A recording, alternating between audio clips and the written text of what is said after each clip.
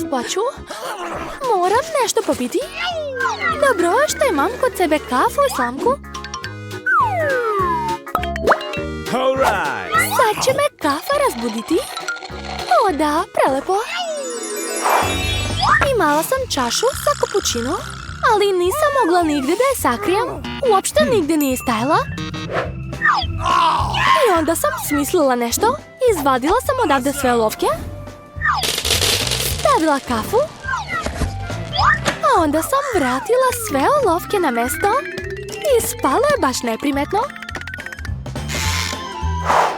Tako da sam donela kafu u školu. A vidiš šta imam? Čekaj, vidiš šta ja imam. Veoma ukusno.